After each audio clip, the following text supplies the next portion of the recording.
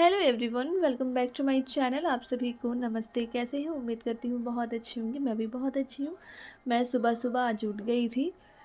उठने के बाद अपने कामों में लग गई हूँ, क्योंकि आज है होली। तो होली के लिए मैं पूरी तरह से घर को क्लीनिंग करूँगी, उसके बाद ही पूजा पाठ करूँगी। पूजा की सारी व्लॉग्स आप सब तक पहुंच गई है। आप सभी उसमें बहुत प्यार दीजिए। और क्लीनिंग की मैं बोली थी कि नेक्स्ट व्लॉग में मैं डालूँगी, क्योंकि एक में ही मैं नहीं डाल पा रही थी, काफ़ी लॉन्ग हो रहा था, तो इसलिए मैं दो में डिवाइड कर दी थी। तो अब मैं आ गई हूँ अपने रूम में। सुबह सुबह उठने के बाद ना इतना अच्छा लगता है ना, सुकून सा लगता है, क्योंकि कोयल की आवाज़ जब हम सुनते हैं तो बहुत अच्छा लगता है। और मेरे गद्दे भी बन के आ गया है, आप सभी को मैं दिखा भी रही थी आगे, थोड़ा सा आगे तो देख सकते हैं, बहुत अच्छे से उन्होंने बनाया था। तो गद्दे बन के आ गया और सोफ़ा भी बन के आ गया है। और मैं बोली थी ना कॉर्नर मतलब है बनना बाकी है, वो लेकर अभी तक नहीं आए हैं, तो वो भी बन के रेडी होके घर पे आ गया है। तो मैं सोची कि चलिए काम करते करते मैं आप सभी को सोफ़ा भी दिखा दूँगी, और जो मैं गद्दा बन के आया है ना सोफ़ा कम बेड, वो भी दिखा दूँगी। जब मैं सेट करूँगी तो आप सभी देख ही लीजिएगा। तो आप सभी को ये गद्दा कैसा लग रहा है ज़रूर कमेंट कीजिएगा। मुझे तो बहुत अच्छा लगा, क्योंकि उन्होंने काम अच्छा किए हैं। मुझे लगा पता नहीं कैसे करेंगे, क्या होगा, तो नहीं, उनका फिनिशिंग है हाथ का, बिल्कुल अच्छा किए हैं।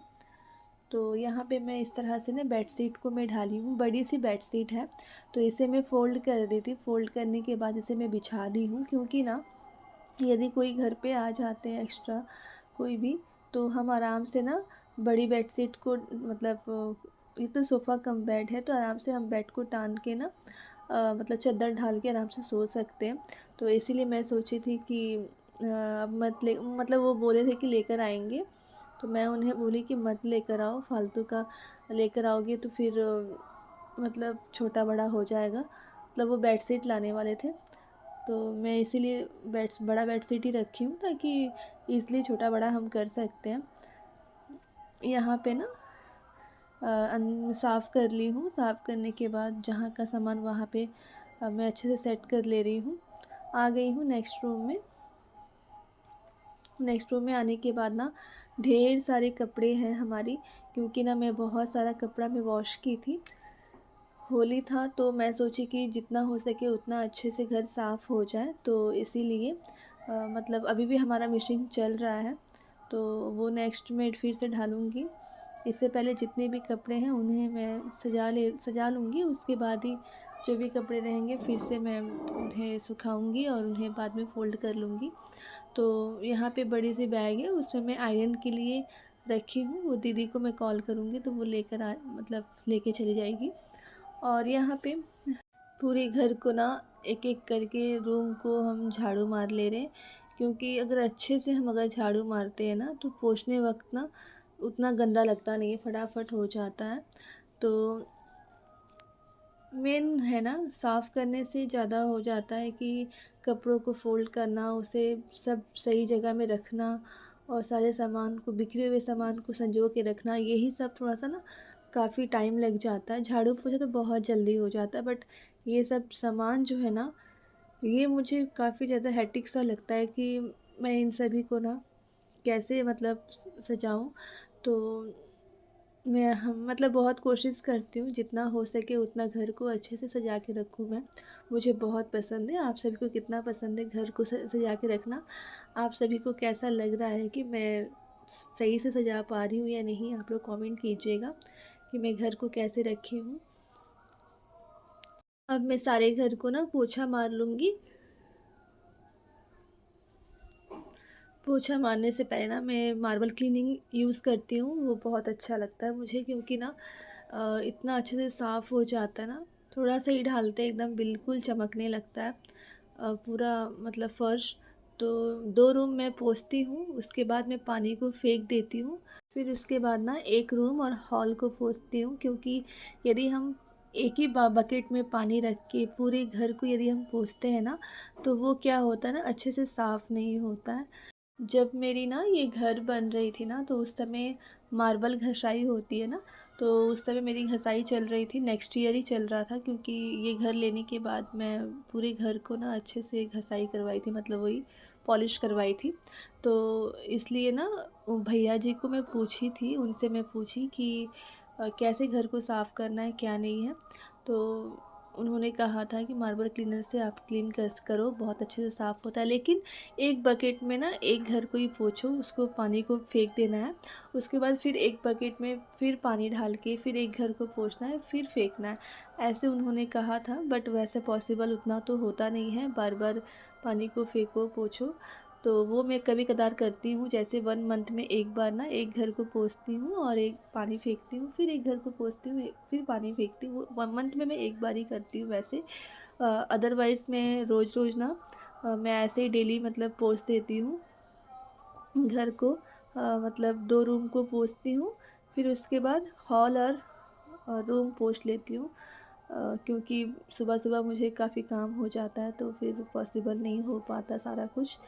तो यहाँ पे मैं आ गई हूँ, हॉल रूम के पास मैं अच्छे से सेट कर ली थी टी ट्रे सेट करने के बाद यहाँ पे मैं डाइनिंग टेबल के पास ना थोड़ा-सा डस्ट था, तो मैं उसे पोंछ ले रही हूँ।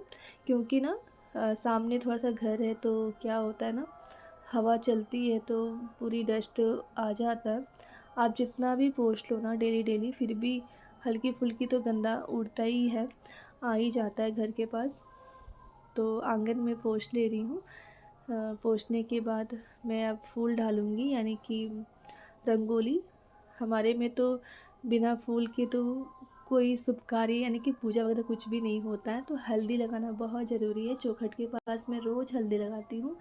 कभी-कभार मिस हो जाता है, मैं मतलब हल्दी नहीं लगाती हूँ, मैक्सिमम मैं लगाने की कोशिश करती हूँ, क्योंकि चौखट के पास हल्दी लगाने से ना, यदि हम फूल डालते हैं ना, तो बहुत शुभ माना जाता है।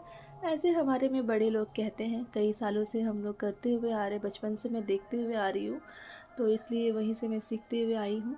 और यहाँ पे सारे घर को मैं साफ़ कर ली हूँ, तो आप सभी को मैं दिखा रही हूँ कि मैं कैसे अपने घर को सजा के रखी हूँ।